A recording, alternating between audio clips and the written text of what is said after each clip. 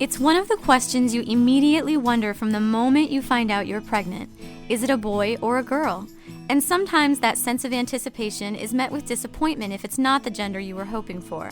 How should you handle these emotions? Should you have more children and try and get the gender you wanted? I'm Rachel Rainbolt, author of the Sage Parenting book, and this is Preggy Pals, episode 44. Is that a plus sign? Pink or blue? Hospital or home birth? What type of food should I be eating? I think I just peed myself. I'm pregnant, and I have to exercise. What pregnancy glow? Wait, was that a contraction? Gotta make these pants fit. I've got kinkles. What do you mean there's more than one? You've got the symptoms, and now you've got the support you need for a happy 9 months. This is Preggy Pals, your pregnancy your way. Welcome to Preggy Pals, broadcasting from the Birth Education Center of San Diego. I'm your host, Sunny Galt. Have you downloaded our amazing Preggy Pals app? This is a great way to listen to our shows on the go, and they are available in both the Amazon and iTunes marketplace. Or did you miss an older episode of Preggy Pals? Then you can join our Preggy Pals Club. You'll get access to all of our archived episodes, transcripts, and special bonus content after each show. Our club members even get a 1-year free subscription to Pregnancy Magazine. You can visit our website for more information and to sign up. So let's introduce all of our panelists here in the studio. You guys know me. I'm Sunny. I have 2 little boys at home, and my oldest is about 2.5, and my youngest is 9 months. And I'm Shell, and I have 2 little boys at home too. My oldest is also 2.5, and my youngest is 1. And we found out, actually, that our oldest were born on the exact same day. Crazy. What are the odds? Different hospitals, though, Yeah. even though we're still in San Diego, different hospitals. So we understand what's going on here, right? And Rachel, I know you have 3 boys, so... Yes, Rachel Rainbolt, 30. I'm the author of the Sage Parenting book, and I have 3 boys who are 7, 4, and 1. Okay, and Annie. I'm Annie Laird, and I'm 34 years old. I have 2 little girls. One is 7, and one is 7 months today, and she's with us in the studio today. She's making some little noises. She's so precious. And she's wearing blue today in honor of our Gender Disappointment Day.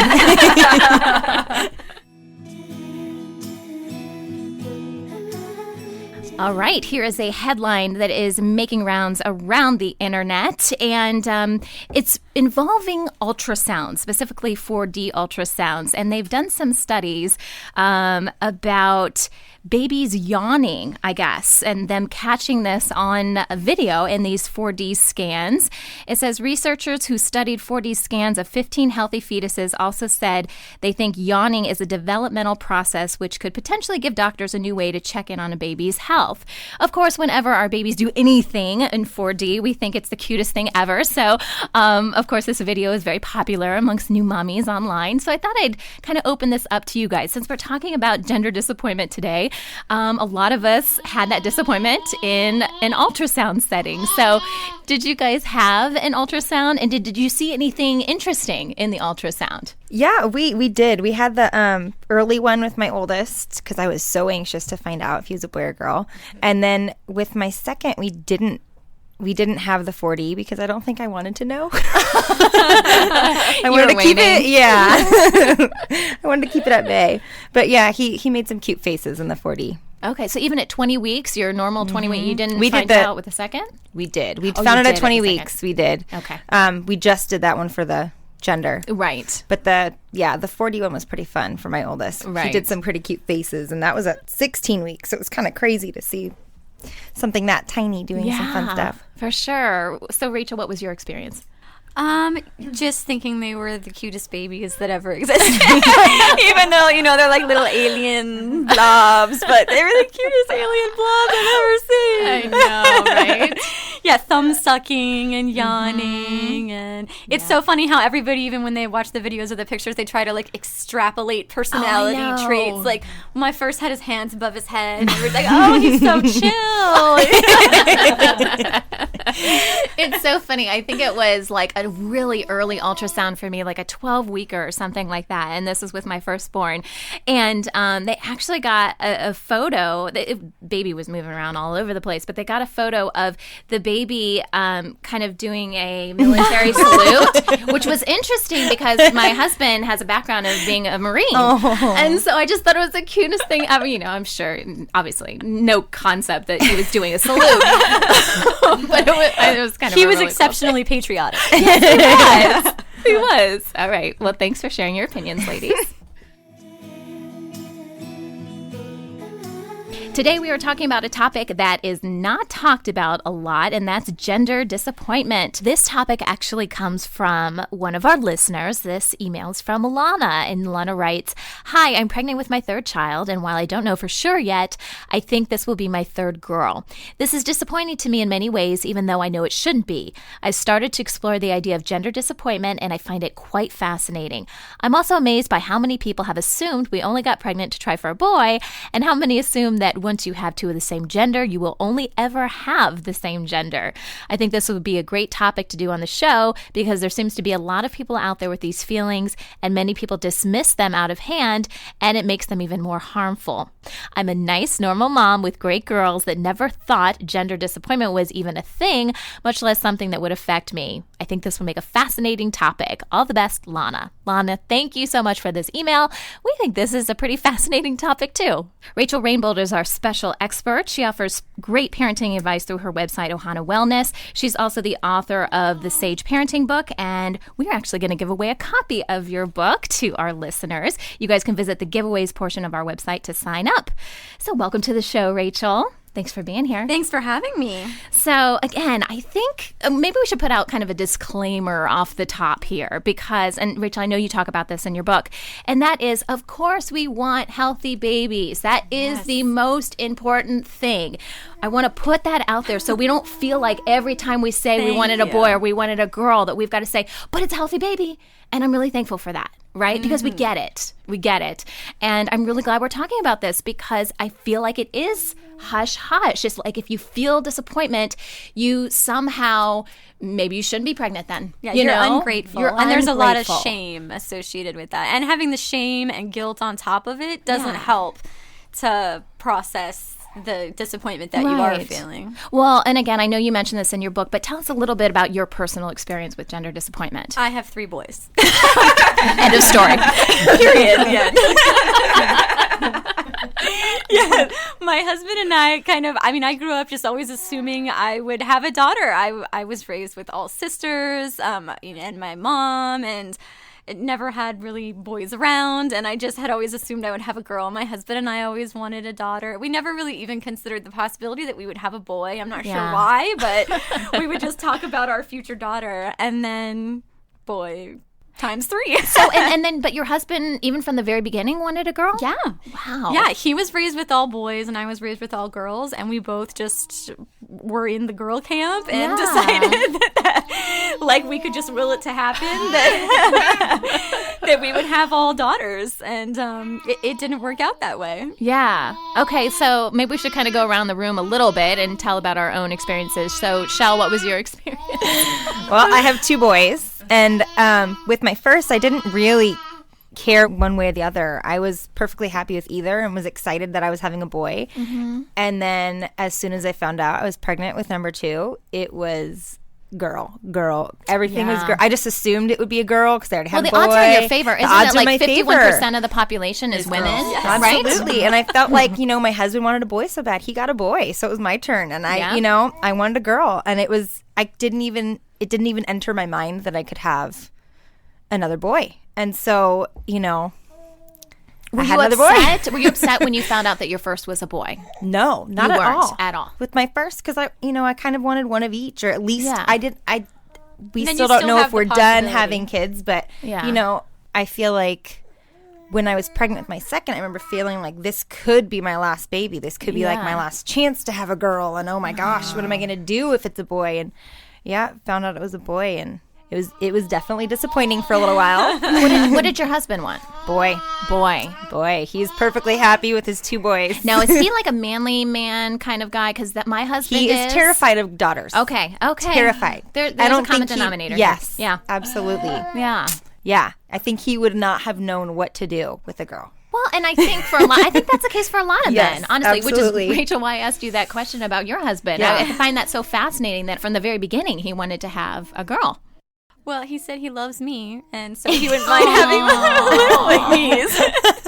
Maybe that explains why my husband didn't want I'm I'm getting a cavity over here from all the sweetness that's going on. Okay, hey, Annie, tell us a little bit about your situation. Well, my oldest daughter, we found out via the ultrasound that we were having a daughter, and everyone, my mom has a direct line to God, so she prayed.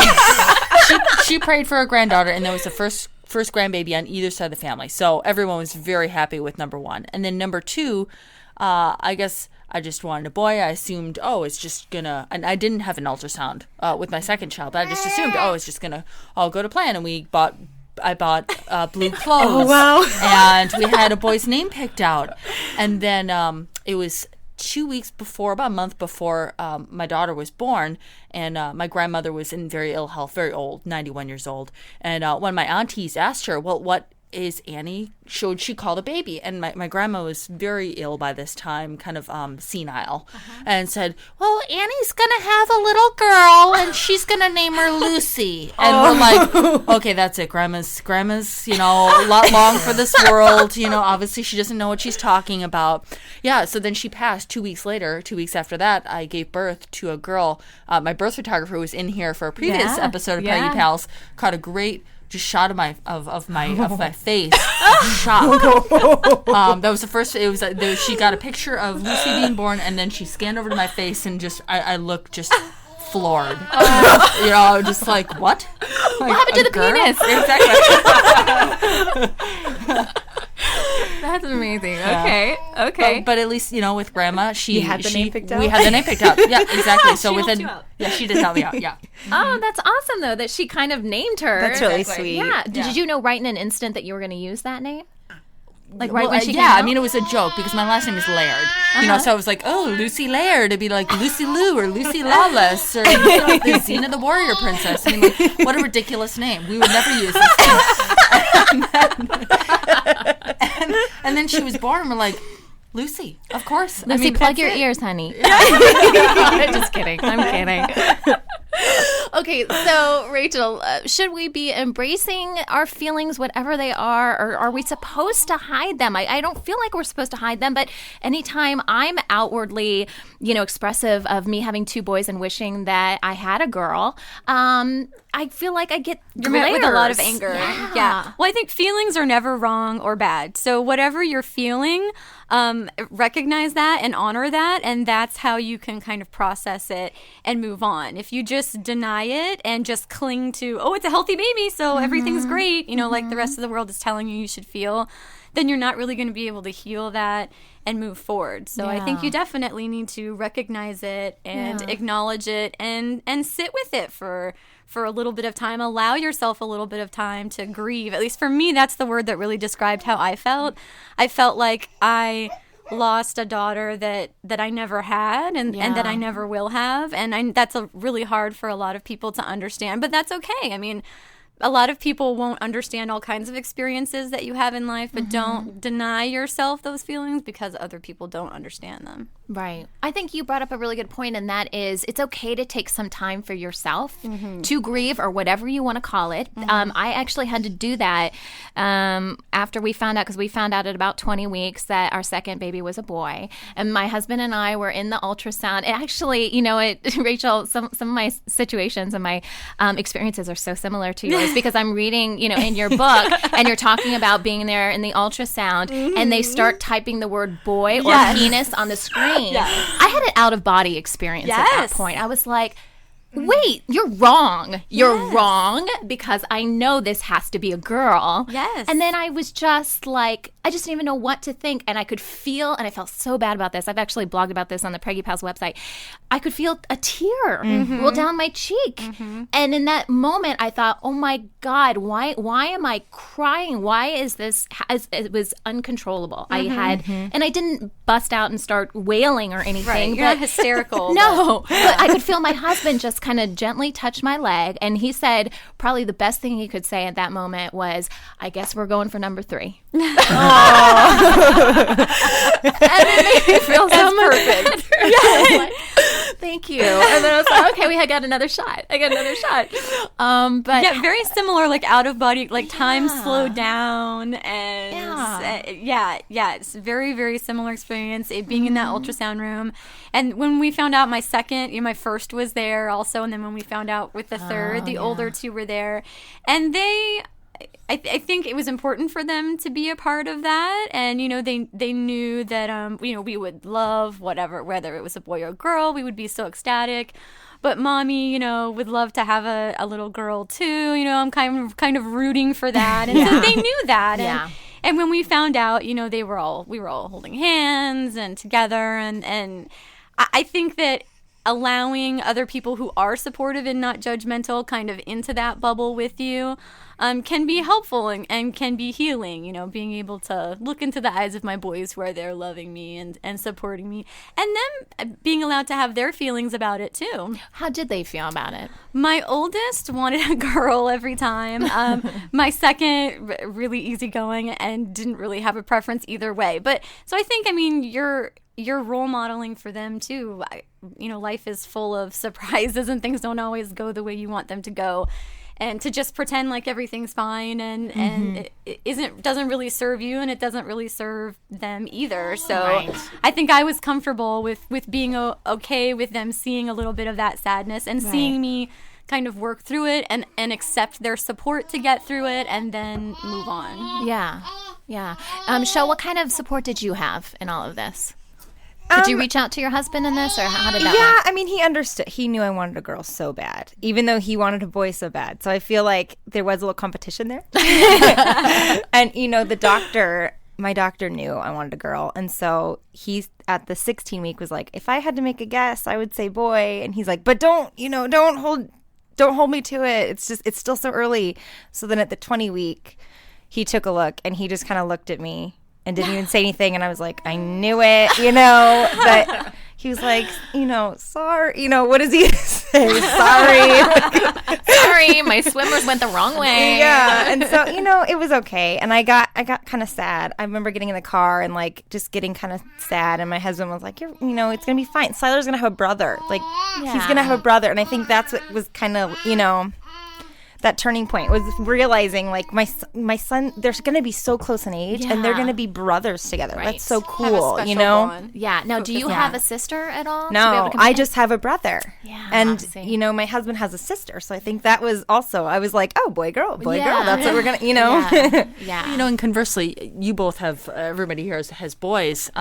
In my work as a labor doula, I have dealt with certain cultures where, I don't want to say they're more loved, but having a boy is more desired, more valued. more valued, and so it's an interesting kind of work to do when a family of a certain cultural background has having a girl, and it's not that boy that they wanted. It's a real problem. It's really something that the parents have to work through.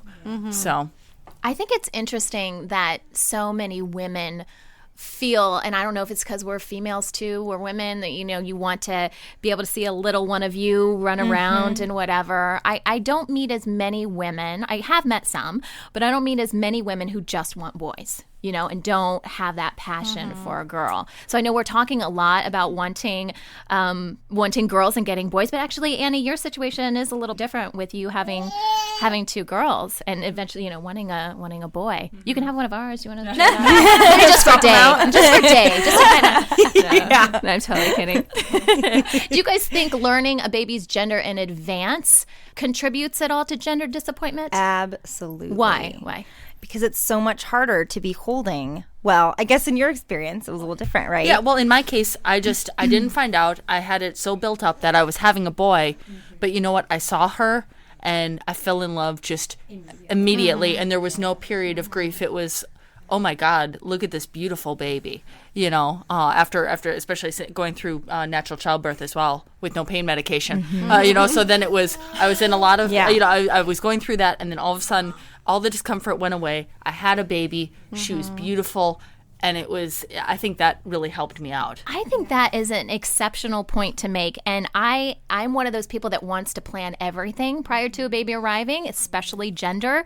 But I think you have totally converted me in what you just said. And that is that if you think you might have a problem with whatever the gender is, maybe you should consider not finding out. And I'm the last person that would ever say that. No, but it's true. It's the endorphins. It's everything that's going through your body.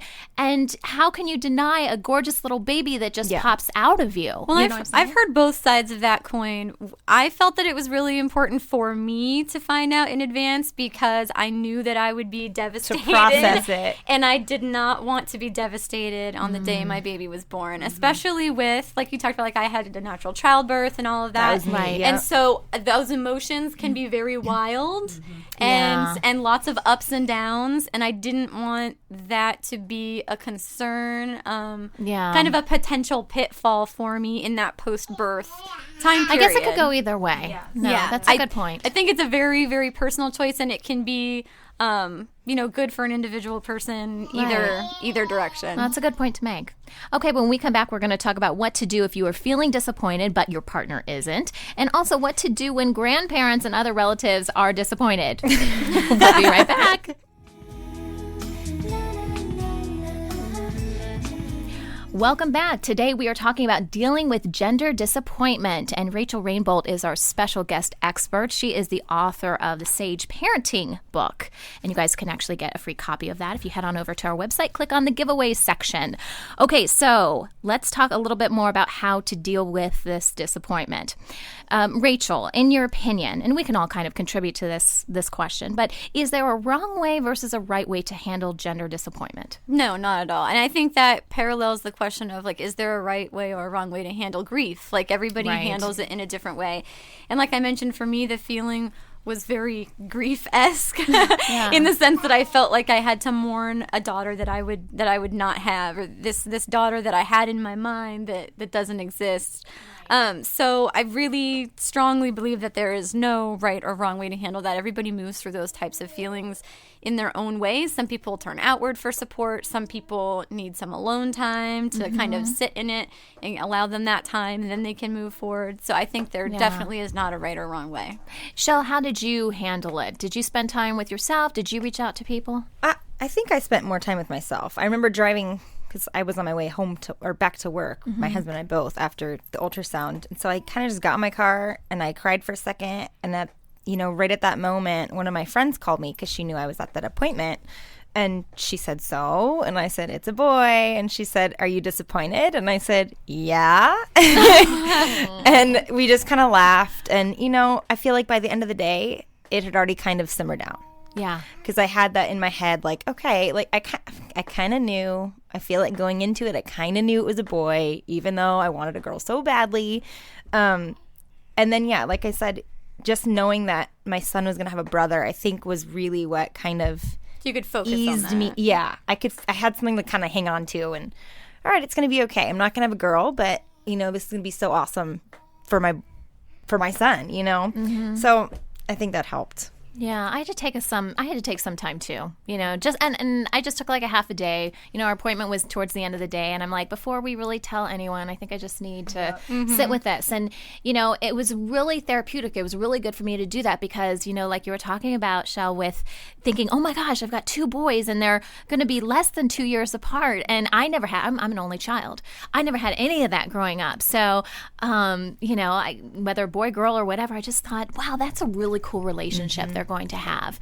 And so I started really thinking about the positives to it. But I needed to come to terms with all of it before I started saying, hey, It's a boy. It's like you have built this thing you built this structure in your mind, and that's like the idea of this life that you're going to have, this person you're going to have, these relationships that are going to be in your life. Exactly. And then in that ultrasound or right after the baby's born, it's just been shaken and it's just kind of in pieces on the floor. Yeah. And then you have to take a minute to kind of be sad that structure is now in pieces, and then you put it together anew. So you put it That's a really together, good point. Focusing on that brother relationship, or look, they're Yes. going to have siblings and things like that. So you kind of need to take a minute to reassemble it, and then you can see the good parts of it and accept it for what it is. What would be your recommendation, Rachel, if partners don't necessarily feel the same way? Like one feels disappointed and the other one doesn't. Do you just reach out to your friend friends that maybe understand you a little bit more, and perhaps your mom or another female, or I don't know. Well, you have to allow your partner their feelings, whatever they may be.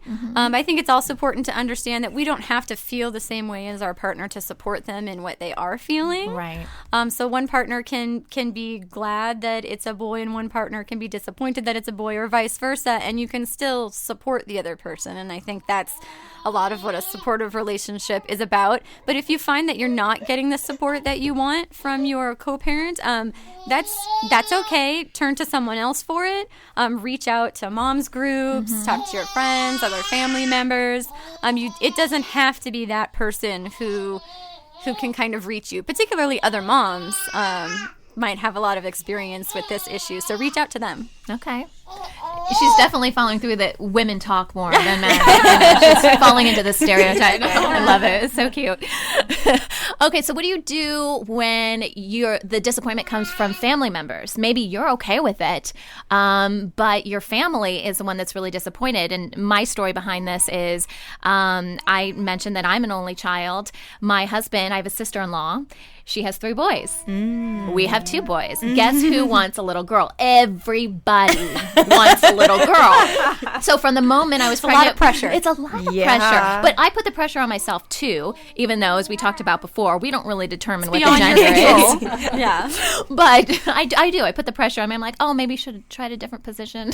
Maybe we should have done something else. I don't know. That whatever we were doing didn't quite work. No, we did every position, every diet, the secrets, everything that you could possibly do. Crazy kits you could buy now. It didn't matter, right? So for someone that's in my position where you're feeling a lot of pressure from the family, how do you handle that? I mean, what recommendations do you have? I think that is a perfect kind of prepper for what it's like parenting a child, because a lot of times the grandparents or other family members will have all kinds of ideas about what you should and should not be producing in your child. And so I think it's a good primer for you to learn how to communicate with them and establish your boundaries.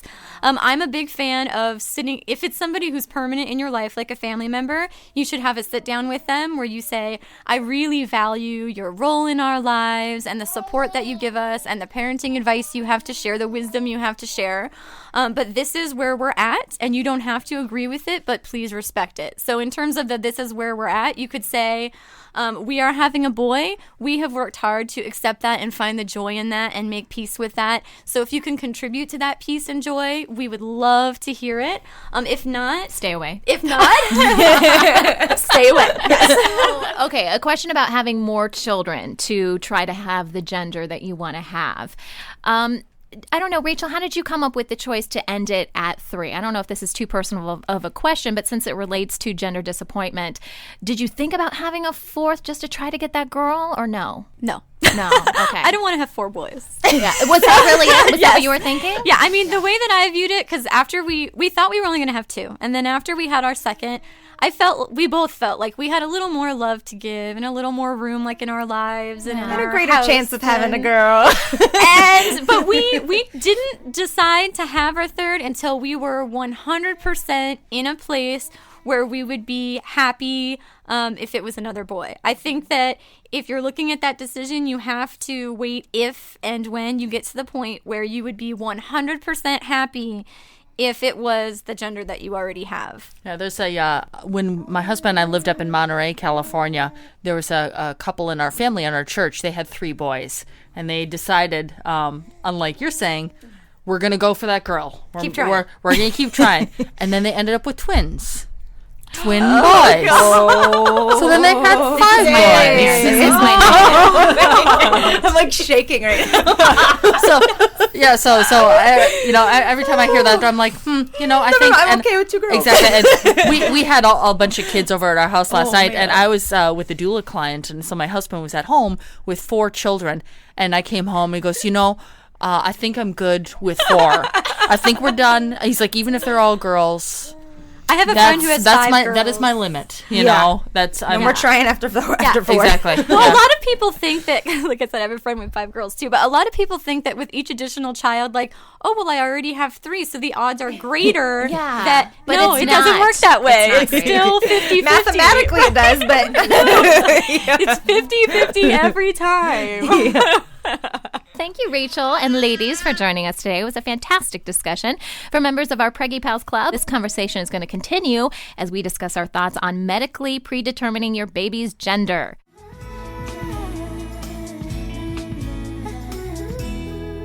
Before we wrap today's show, here's Jeanette McCulloch with some of the best online pregnancy resources. Hello, Preggy Pals. I'm Jeanette McCulloch of Birthwell. We at Birthwell believe that you as a mother will make the right health decisions for your pregnancy and birth when you have access to evidence-based information and a strong support system. That's why I'm here to share with you new media tools to find the information that's right for you. You may have heard of May Gaskin. She's the legendary midwife who founded the Farm Midwifery Center in Tennessee in the 1970s. She'll tell you just how important it is to hear birth stories, all kinds of birth stories, while you are pregnant. If you were showing, you've probably already heard more than one unsolicited birth story. If it was well-meaning, but felt a little more like a war story than a love story, you are not alone. There's something about our birth culture that makes the sharing of positive stories taboo. But, as Ina May would say, while stories can't tell you what your own experience will be like, they can illustrate how wide the range of normal birth is. That's why birthstoriesondemand.com is such a great resource for preparing for birth. Click on the Read a Birth Story, and you'll find everything from natural birth stories to home births to quick births. While there's plenty of positive options to explore, including sections on midwife-assisted births, the site doesn't shy away from the kinds of stories that help us know the full range of experiences, including perinatal mood disorders.